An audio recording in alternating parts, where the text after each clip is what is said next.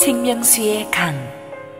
요한계시록 22장 1절에서 9절 말씀입니다. 또 그가 수정같이 맑은 생명수의 강을 내게 보이니 하나님과 및 어린 양의 보좌로부터 나와서 길 가운데로 흐르더라. 강 좌우에 생명나무가 있어 12가지 열매를 맺되 달마다 그 열매를 맺고 그 나무 잎사귀들은 만국을 치료하기 위하여 있더라. 다시 저주가 없으며 하나님과 그 어린 양의 보좌가 그 가운데에 있으리니 그의 종들이 그를 섬기며 그의 얼굴을 볼 터이요 그의 이름도 그들의 이마에 있으리라. 다시 밤이 없겠고 등불과 햇빛이 쓸데없으니 이는 주 하나님이 그들에게 비치심이라. 그들이 세세토록 왕노릇하리로다. 또 그가 내게 말하기를 이 말은 신실하고 참된지라. 주 곧 선지자들의 영의 하나님이 그의 종들에게 반드시 속히 되어질 일을 보이시려고 그의 천사를 보내셨도다. 보라, 내가 속히 오리니 이 두루마리의 예언의 말씀을 지키는 자는 복이 있으리라 하더라. 이것들을 보고 들은 자는 나 요한이니 내가 듣고 볼 때에 이 일을 내게 보이던 천사의 발 앞에 경배하려고 엎드렸더니 그가 내게 말하기를 나는 너와 내 형제의 선지자들과 또 이 두루마리의 말을 지키는 자들과 함께 된 종이니 그리하지 말고 하나님께 경배하라 하더라. 할렐루야. 우리 하나님께 감사와 영광의 박수를 드리겠습니다. 함께 기도하시고 하나님 말씀 보겠습니다. 사랑하는 아버지, 은혜를 감사합니다. 오늘도 천국의 소망을 우리 가슴 속에 심어주실 것을 기대합니다. 부족한 종을 가리시고 하나님의 영광을, 하나님의 천국의 영광을 우리에게 보여주옵소서. 예수님의 이름으로 기도했습니다. 아멘. 지난주에 우리는 새 예루살렘 성의 천국의 성문과 성벽과 그 화려함과 그 풍요함과 그 다채로움에 대해서 잠깐 살펴보았습니다. 계속해서 오늘 본문에서는 구체적으로 우리가 들어가서 살 새 하늘과 새 땅이 어떤 곳인지를 우리는 보게 될 것입니다. 이 계시록을 보면서 중요한 것은 창세기와 계시록의 관계입니다.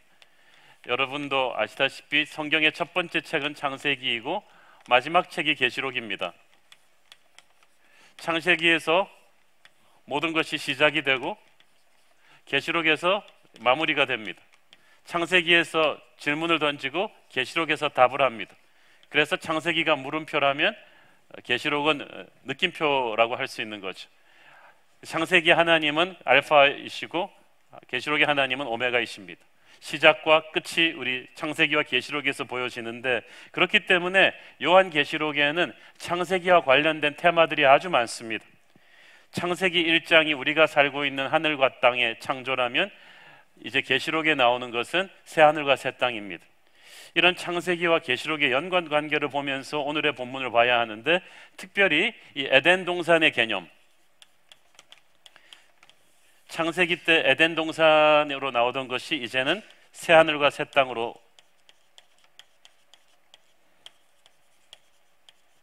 요한계시록에서 이제 소개가 되죠. 에덴 동산은 어떤 것입니까? 요한이 이 계시록에서 말하고 있는 것은 이 에덴의 회복과 업그레이드입니다. 에덴 동산은 하나님께서 우리에게 주신 선물이었습니다. 인간을 위해서 만들어진 그 축복된 장소가 이 아담과 이브가 선악과를 따먹었기 때문에 우리에게서 가져가신 거예요, 하나님께서. 에덴 동산에서는 이 생명나무가 있었고 그 생명나무에서 인간이 마음껏 먹을 수가 있었습니다. 그로 인해 영원히 살 수 있었습니다. 에덴 동산에는 에덴 동산을 비옥하게 하는 강이 흐르고 있었습니다. 이게 굉장히 중요합니다. 에덴 동산에서는 이 생명수의 강이 흐르고 있었고 생명나무가 있었다는 게 중요합니다. 이 강과 나무, 그래서 에덴 동산에 있는 강들, 계시록에 나오는 강, 다 비슷한 건데 이 생명과 관련이 있습니다. 생수의 강, 생명나무, 이것이 다시 한번 오늘 계시록의 새하늘과 새 땅의 핵심에 나오게 됩니다. 에덴 동산은 아무 문제가 없는 곳이었지만 인간이 죄를 짓는 그 순간부터 죄가 더럽혀 놓음으로써 하나님께서 인간을 저주하셨고 땅을 저주하셨고 인간은 쫓겨나게 되었습니다. 남자는 노동의 고통을 맛보아야 했고 여자는 해산의 고통을 맛보아야만 했습니다. 이제는 남자가 자연을 지배하는 것이 아니라 자연과 싸우면서 그렇게 살아야 되었습니다. 이제 인간의 삶은 미움과 다툼과 불안과 경계심과 혼란으로 가득 차게 되었습니다. 그런데 이 새하늘과 새 땅, 우리가 천국에 들어가게 되면 이 망가뜨려져 버린 에덴이 다시 회복이 됩니다. 1절 2절 같이 읽겠습니다. 시작. 또 그가 수정같이 맑은 생명수의 강을 내게 보이니 하나님과 및 어린 양의 보좌로부터 나와서 길 가운데로 흐르더라. 강 좌우에 생명나무가 있어 12가지 열매를 맺되 달마다 그 열매를 맺고 그 나무 잎사귀들은 만국을 치료하기 위하여 있더라. 자, 첫 번째 주제는 생명수의 강입니다. 생수의 강. 이것이 에덴 동산에 있었다고 했는데 이제 천국 한가운데로 흐르고 있습니다. 원래 강은 생명이에요. 그래서 세계의 모든 문명들은 다 강을 끼고 탄생했고 지금도 서울을 비롯한 세계의 대도시들은 전부 다 강을 끼고 형성이 되었습니다. 강의 원천이 생명의 원천입니다. 이 천국의 생수의 강의 원천이 하나님의 보좌라는 것, 어린 양의 보좌라는 것, 예수 그리스도께서 생명의 원천이 되시는 것이 바로 천국입니다. 파워하우스죠. 이 땅의 강들은 말라버릴 수 있지만 예수 그리스도께서 원천이 되시는 천국의 강은 결코 마르지 않습니다. 영원한 생명수의 강입니다. 천국에는 실제로 이런 생명수의 강이 있다고 문자 그대로 해석해도 좋지만 더 중요한 것은 천국이 animated by Jesus, 예수님에 의해서 뿜어나오는 거룩한 생명력이 넘치는 나라라는 사실입니다. 여러분, 천국은 영원한 곳인데 그게 간신히 숨만 붙어서 목숨이 연장되는 그런 곳이 아닙니다. 병원에서 튜브 끼고 누워서 그냥 계속 생명만 연장되는 그런 영원 생명이 아닙니다. 숨만 붙어 있다고 생명이 아니고 풍성한 것이 생명이에요. 간신히 숨만 헐떡거리고 있는 물고기하고 대양 속을 힘차게 헤엄치고 가는 물고기와 그 생명력의 차이가 완전히 달라요. 이 땅에도 살아는 있지만 눈에 생기가 없고 힘없이 축 처져서 사는 사람들이 얼마나 많습니까? 그러나 천국의 모든 사람은 펄펄 뛰는 하늘의 생명력으로 충만합니다. 거기서는 살아있을 뿐 아니라 생명력이 넘치는 곳입니다. 힘과 기쁨과 풍성한 생명이 가득한 나라. 그래서 구약의 선지자 에스겔은 이미 영의 눈으로 천국을 관통하고 있는 이 생수의 강이 주는 생명력을 환상으로 보았습니다. 에스겔서 47장 6절부터 9절까지 시작. 그가 내게 이르시되 인자야 네가 이것을 보았느냐 하시고 나를 인도하여 강가로 돌아가게 하시기로 내가 돌아가니 강 좌우편에 나무가 심이 많더라. 그가 내게 이르시되 이 물이 동쪽으로 향하여 흘러 아라바로 내려가서 바다에 이르리니 이 흘러내리는 물로 그 바다의 물이 되살아나리라. 이 강물이 이르는 곳마다 번성하는 모든 생물이 살고 또 고기가 심이 많으리니 이 물이 흘러 들어가므로 바닷물이 되살아나겠고 이 강이 이르는 각처의 모든 것이 살 것이며. 그러니까 이 천국에 이 생명력이 있으니까 모든 것을 펄펄 살려낸다는 거예요. 교회는 이런 천국의 생명력을 이 땅으로 흘려보내서 이 땅에 천국의 터치가 들어오면 어떻게 되는지를 보여주는 사명이 있습니다. 그래서 교회가 말씀으로 건강하게 부흥하고 성장하면 교회를 통해서 그 성도들을 통해서 하나님의 살리는 영이 이 천국의 생기가 이 땅 곳곳에 흘러들어가게 되는 것입니다. 그래서 모든 병들었던 곳들이 다시 회복이 되고 더러웠던 곳들이 깨끗해지고 죽었던 것들이 살아나게 되는 것입니다. 저는 우리 새로운 교회가 부흥하면서 우리 새로운 교회 성도들이 들어가는 한국의 정치가 깨끗해지기를 바랍니다. 경제가 부흥되고 문화가 깨끗해지기를 바랍니다. 여러분이 사귀는 친구들 중에서 자살하려는 사람들이 다시 살아나고 범죄율이 떨어지고 사람들이 깨끗해지고 따뜻해지고 긍정적으로 변하는 역사가 여러분을 통해서 일어나기를 바랍니다. 그것이 교회의 할 일이에요. 천국의 생수의 강을 이 땅에 흘려보내는 그 꿈이죠. 천국 중앙으로 흘러내리는 이 생수의 강은 예수님의 충만한 모든 성도에게, 천국 성도들에게 부어주시는 충만한 성령의 임재이기도 합니다. 요한복음 7장 37절 39절 읽겠습니다. 시작. 명절 끝날 곧 큰 날에 예수께서 서서 외쳐 이르시되 누구든지 목마르거든 내게로 와서 마시라. 나를 믿는 자는 성경의 이름과 같이 그 배에서 생수의 강이 흘러나오리라 하시니 이는 그를 믿는 자들이 받을 성령을 가리켜 말씀하신 것이라. 예수께서 아직 영광을 받지 않으셨으므로 성령이 아직 그들에게 계시지 아니하시더라. 자, 여기서 잠깐 보세요. 예수께서 아직 영광을 받지 않으셨다는 말은, 그래서 성령이 아직 그들에게 계시지 아니하였다는 말은 예수님의 십자가 사건을 말합니다. 예수님의 십자가 부활 사건이 있고 나서 구약 시대가 끝나고 비로소 성령의 시대가 시작되죠. 성령이 모든 성도들에게 임했다는 거예요. 자, 여기서 우리는 오늘 말씀까지 엮어서 성령의 시대를 세 가지로 꽂아볼 수가 있죠. 첫째는 구약의 시대예요. 구약 시대에는 성령이 없었느냐? 있었죠. 그렇지만 구약 시대 때는 성령이 임할 때 어떤 특정한 인물에게 하나님의 특정한 목적이 있어서 성령을 기름 부어 주셨어요. 다윗에게, 모세에게. 그리고 성령을 기름 부어 주셨는데 불순종하면 하나님의 영이 떠나셨어. 사울에게도 처음 성령이 기름 부어 주셨지만 사울이 불순종하니까 떠났어요. 그래서 구약 시대 때 이 성령은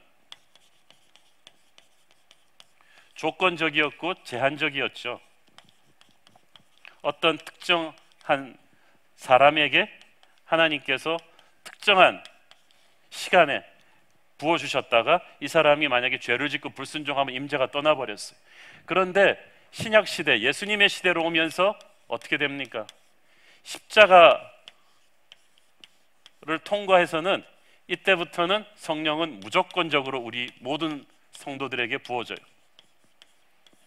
성령님께서 떠나지 않아요. 왜냐하면 조건이 나의 순종이 아니라 예수의 보혈이었으니까. 그래서 우리가 죄를 지어도 성령이 근심하시지만 떠나지는 않아요. 나를 버리시지 않아요. 그리고 여기서는 무제한적입니다. 모든 믿는 성도에게, 구약시대 때는 특정한 인물에게 주었지만 여기서는 모든 하나님의 교회 위에, 하나님을 그리스도를 주라고 고백하던 모든 교회 공동체 위에 하나님이 무조건적으로 부어주는 폭포수와도 같은 것입니다. 그래서 구약시대 때 그 성령님께서 어떤 특정 인물에게 특정한 기간 동안에 부어주는 이런 보슬비와도 같은 것이었다면 신약시대 때는 모든 하나님의 백성들에게 부어주는 폭포수 같은 거죠. 그런데 신약시대 때도 우리가 그래서 성령의 능력을 체험할 수가 있고 하늘의 능력을 다운로드하면서 그렇게 믿음으로 누리고 살 수 있지만 사탄의 방해 공작이 항상 들어오죠. 옆에서 마귀가 이 성령의 능력을 우리가 누리는 것을 방해를 합니다. 죄를 짓게 만들고 하나님과의 교제를 자꾸 흐트러뜨리게 만들어서 하나님의 능력을 우리가 죄를 지으면 하나님이 능력을 부어줄 수가 없어요. 하나님 회개가 없으면 능력을 부어줄 수가 없고 하나님과의 교제가 소원해지면 성령의 능력을 풀로 체험할 수가 없어요. 그래서 이 땅에서의 그 성령의 능력을 체험하고 성령을 사역을 하는 것은 항상 이 마귀의 공격과 싸우면서 내 옛사람의 잔재와 싸우는 영적인 전쟁인 거예요. 그런데 천국에 가면 이 마귀의 방해가 전혀 없어요. 이때까지는 그래서 믿음이 있으면 폭포수처럼 쏟아지는 성령이 이제는 우리가 충만한 성령 충만의 바다 안에 들어가 있는 거예요. 모든 성도들은 그러니까 이게 보슬비고 이게 폭포수였다면 여기는 이제 성령의 바닷속에 우리가 들어와 있는 거예요. 어디를 가도 성령이 없는 곳이 없어요. 방해 전파가 없어요. 그러면서 받는 그 성령의 충만함, 그 임재는 뭐 상상을 초월한 것이거든. 천국은 바로 그런 것이다. 자, 이 생수의 강과 함께 중요한 것이 생명나무입니다. 이 생명나무에 대해서 다시 한번 읽어보겠습니다. 2절 시작. 길 가운데로 흐르더라. 강 좌우에 생명나무가 있어 12가지 열매를 맺되 달마다 그 열매를 맺고 그 나무 잎사귀들은 만국을 치료하기 위하여 있더라. 자, 생명나무가 하나만 있는 게 아니라 이 생수의 강 좌우에 많이 있어요. 생명나무의 숫자가 많다는 것, 그래서 누구든지 갈 수 있다는 것이 있고, 이 생명나무가 이 영원한 생명을 이제 상징한다는 것, 그것을 가슴에 품으시고 또 하나 중요한 것은 에덴 동산에 있었던 생명나무와 계시록의 생명나무의 이제 차이예요. 에덴 동산에서 이 생명나무의 열매를 맺고 인간은 영원히 살 수 있었는데, 인간이 죄를 짓고 나서 하나님께서 이 생명나무로 가는 길을 끊으셨죠. 창세기 3장 24절 보겠습니다. 시작. 이같이 하나님이 그 사람을 쫓아내시고 에덴 동산 동쪽에 그룹들과 두루도는 불칼을 두어 생명나무의 길을 지키게 하시고. 자, 보세요.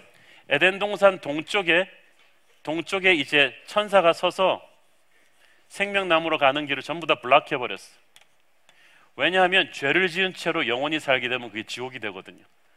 그래서 인간을 위해서 죄를 짓고는 영원히 살지 못하도록 했습니다. 에덴의 동쪽에 이 천사가 지켰다는 게 중요해요. 성경에서 동쪽은 죽음을 상징하거든요. 그러므로 죽지 않고서는 이 생명나무로 올 수가 없다는 메시지예요. 첫 번째 아담의 불순종 때문에 죽음의 대가를 치르지 않고는 누구도 이 영원한 생명으로 나올 수가 없는데, 두 번째 아담 예수 그리스도의 십자가를 통해서, 그 죽음을 통해서 우리가 생명나무로 다시 가는 길이 열린 거예요. 그래서 천국의 생명나무에는 지키는 천사가 없어요. 왜냐하면 우리가 이미 예수 그리스도의 보혈의 공로로 통과한 사람들이기 때문에 우리는 이제 마음껏 생명나무의 영원한 생명을 누릴 수가 있는 것입니다. 여러분, 성경에서 보면은 하나님의 사람을 다 나무로 표현합니다. 시편 1편에 보면 복 있는 사람은 시냇가에 심기운 나무와도 같다 그랬습니다. 예수님께서 나는 포도나무여 너희는 가지라고 했습니다. 예수 그리스도께서 생명나무로 가는 유일한 길이며 예수 그리스도께서 생명나무 그 자체이신 거야. 그분이 팔을 열고 자신의 생명을 이제 천국에서 우리에게 나눠주실 것입니다. 자, 천국 어디든지 생명나무를 볼 것이다. 그리고 그 생명나무의 특징은 축복의 열매들이 달려있다는 거예요. 자, 보세요. 보통 나무들은 1년에 한두 번밖에 열매가 열리지 않습니다. 그런데 천국의 생명나무는 2절에 보니까 달마다 열려요. 보통 나무는 한 종류의 열매만 맺힙니다.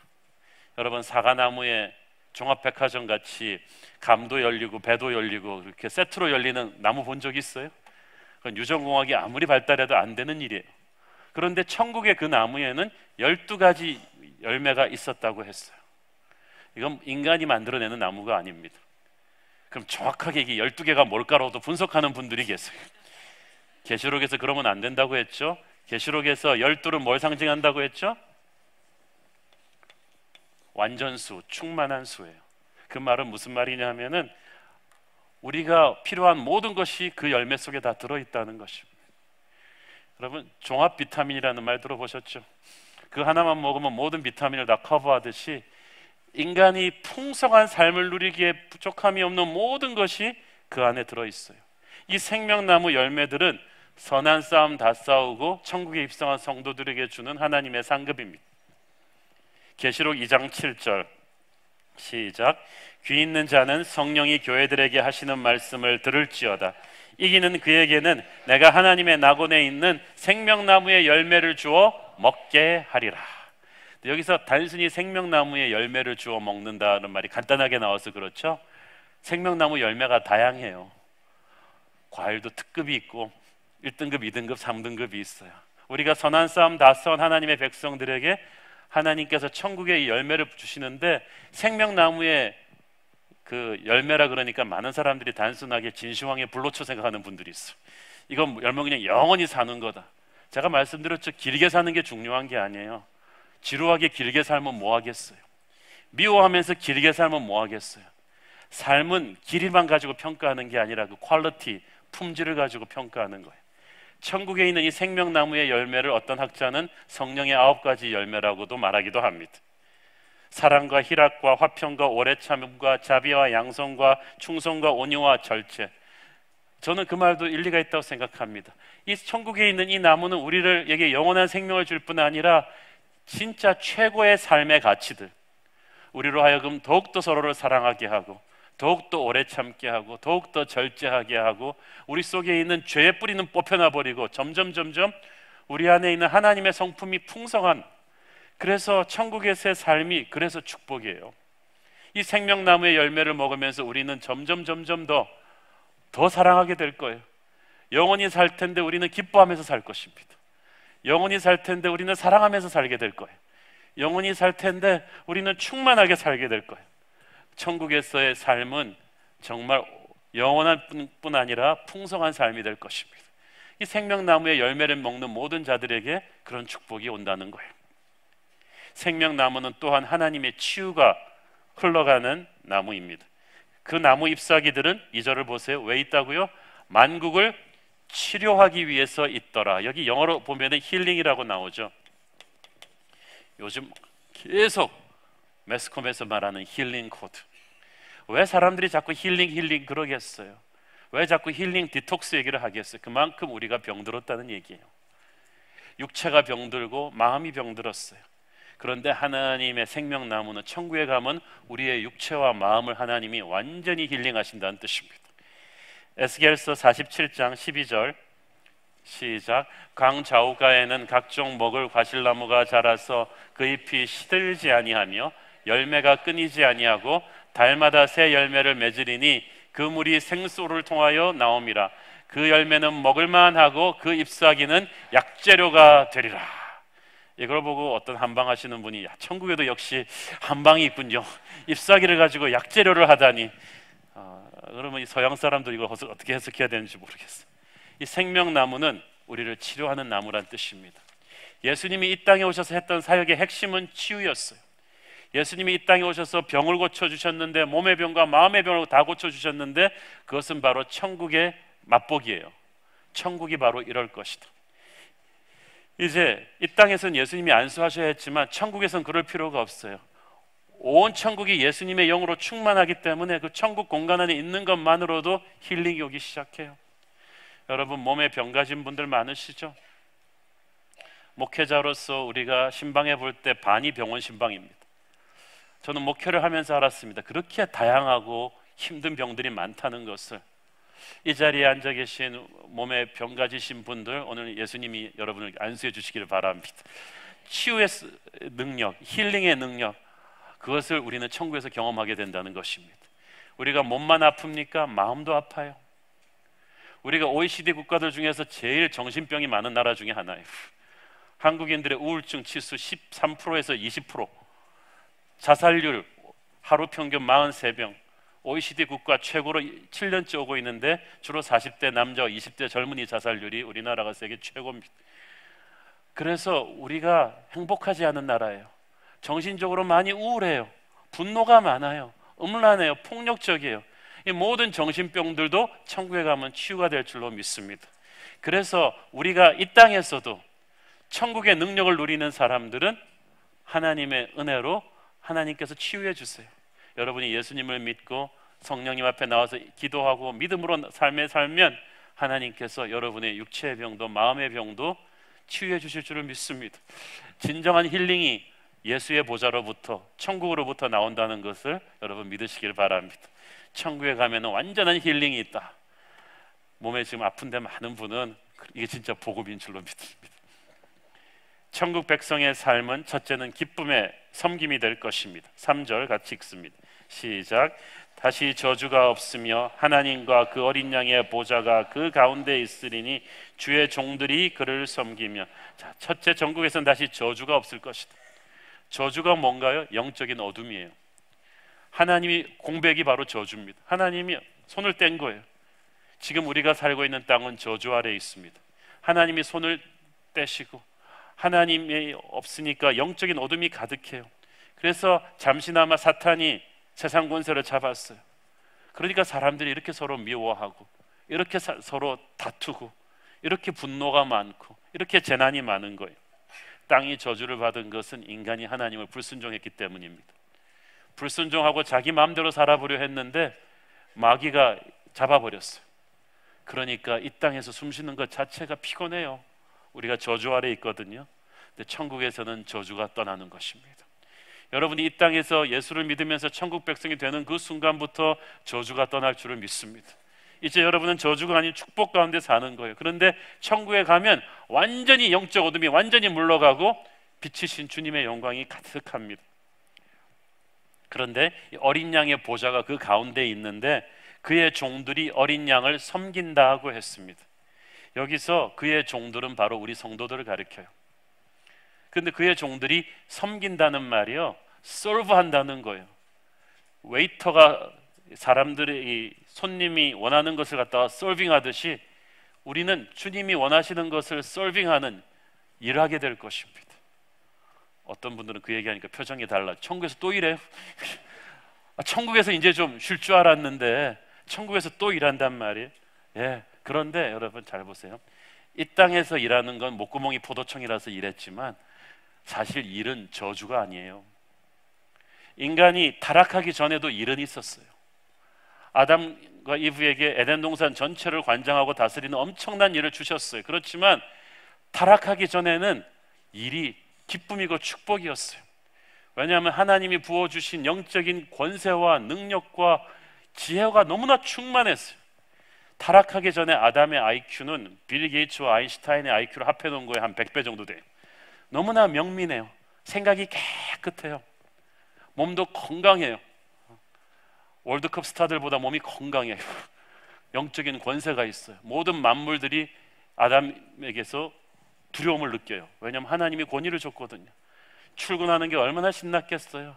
이렇게 더운 여름날은 아담이 탁 나오면 돌고래 택시를 딱 부르면 이 돌고래를 타고 팍 출근하면서 폭풍우 있는 곳에는 손을 쫙 들어서 다 가라앉히면서 세렝게티를 쫙 가면 악어떼가 쫙 나오고 코끼리 떼 쫙 나와서 줄 서고 그러면 개들 다 몰아가지고 농사 짓고 그리고 쫙 아름다운 그 풀을 만들고 꽃을 만들고 그걸 하나님과 함께 하는 거야. 아담이 하루가 얼마나 금방금방 재밌게 가겠어. 여러분 능력이 있고 기름 부으심이 있고 하나님과의 교제가 충만할 때는 일은 저주가 아니라 축복이 될 것입니다.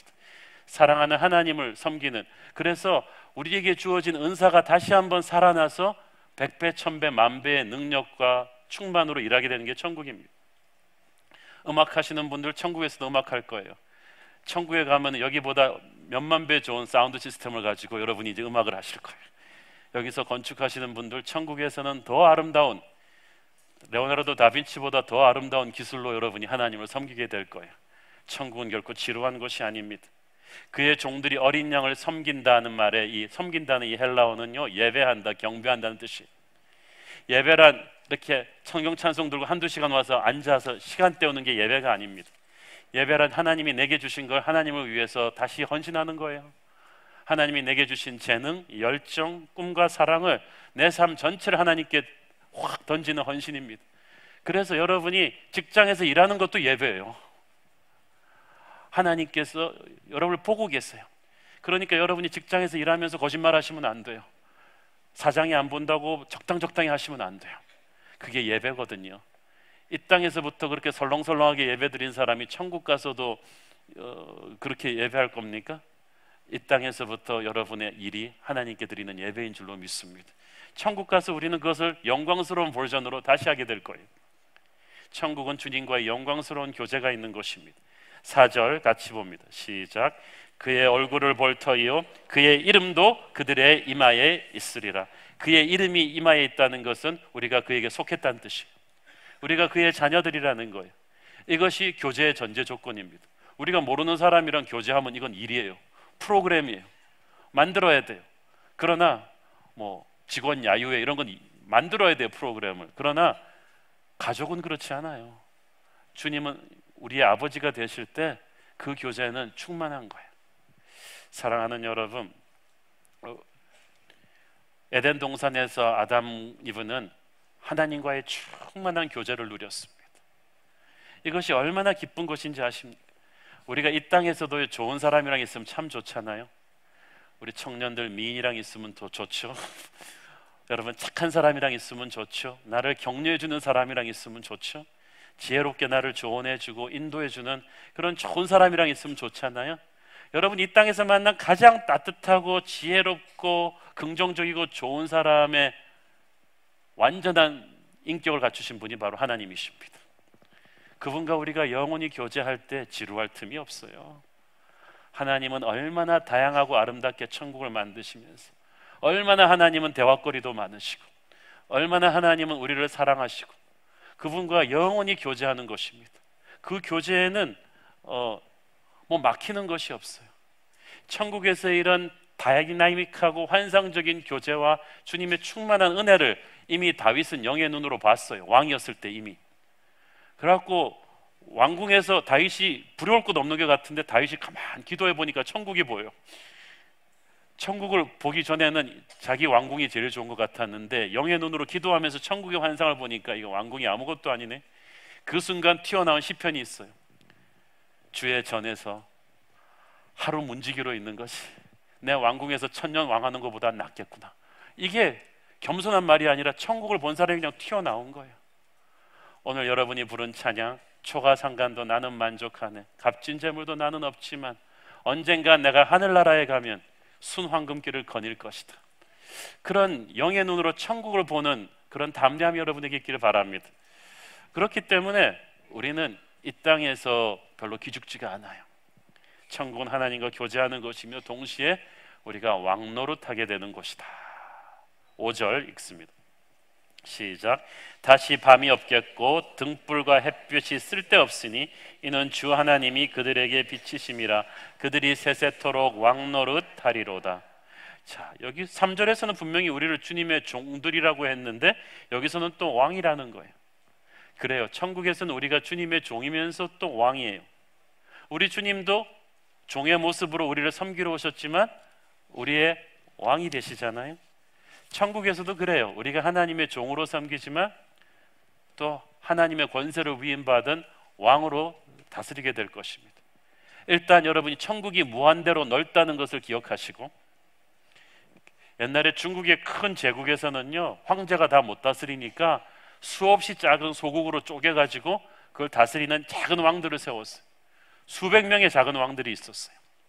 중국 같은 나라에 수백 명의 작은 왕들이 필요하다면 그 광활한 천국에 얼마나 많은 왕들이 필요하겠어요.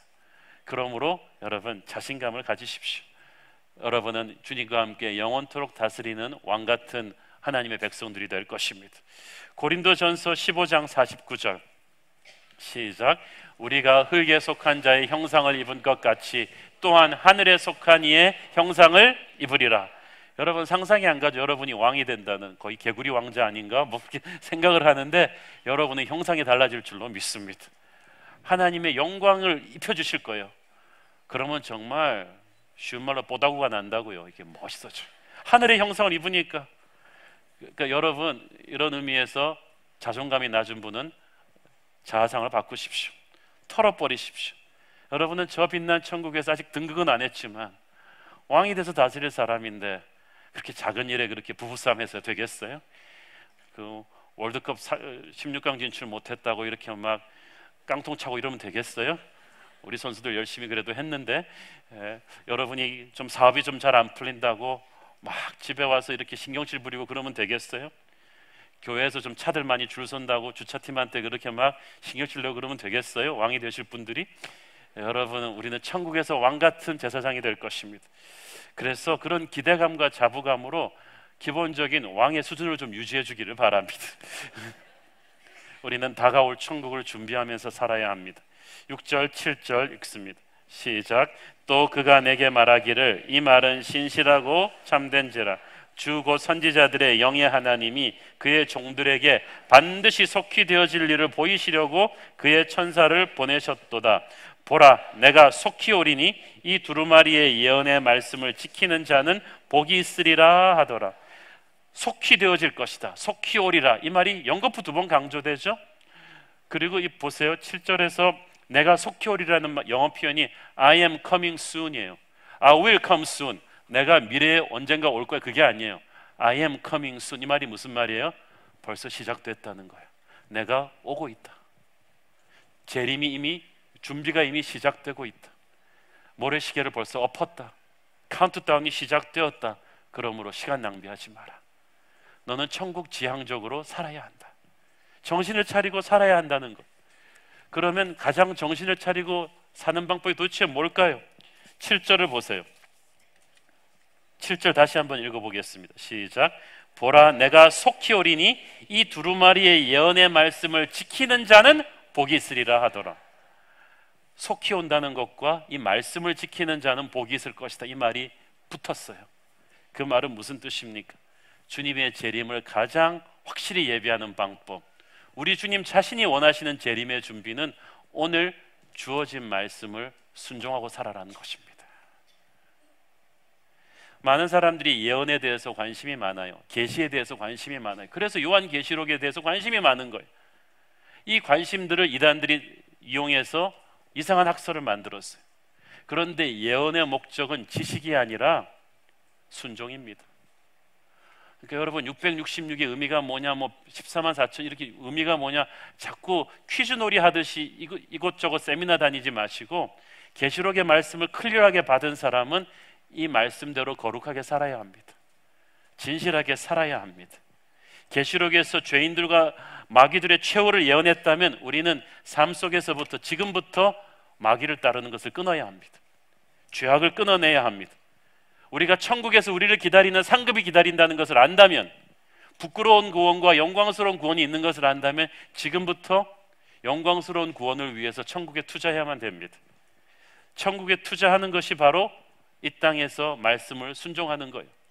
말씀대로 정직하시고, 말씀대로 형제를 사랑하시고, 말씀대로 정직과 자비를 행할 때, 이웃에게 복음을 전할 때 하나님은 그것을 천국을 준비하는 계좌로 삼으시는 것입니다. 말씀을 지키는 것은요, 사랑하기 때문에 가능한 거예요. 억지로 하는 거 아니에요. 요한복음 14장 15절, 너희가 어떻게 하면 나를 사랑하면 나의 계명을 지키리라. 사랑하는 사람의 말 지키는 거 어렵지 않아요.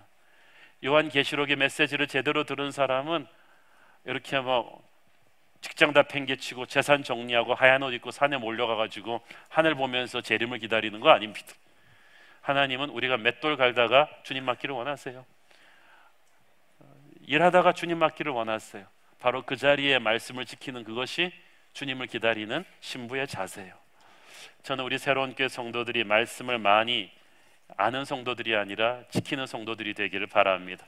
마지막이 가까워올수록 우리는 그렇게 합시다. 세상을 부러워하지 말고 쿨하게 담대하게 승리하는 저와 여러분 되기를 축원합니다. 기도하겠습니다. 사랑하는 아버지, 은혜를 감사합니다. 저 천국에서 우리를 기다리는 그 풍성함을, 그 보배로움을, 그 영광스러움을 우리가 사모합니다. 영원한 곳을 보았는데 우리가 어찌 이 땅을 사모할 것입니까? 주님의 보좌 앞에 모든 백성과 족속 방언에서 구원받은 수많은 백성들이 생명수의 강을 마시며 생명나무의 열매를 맺으며 천국의 영광을 누릴 그날을 기대합니다. 죽음을 두려워하지 않게 하여 주시고 세상을 부러워하지 않게 하옵소서. 예수님의 이름으로 기도했습니다. 아멘.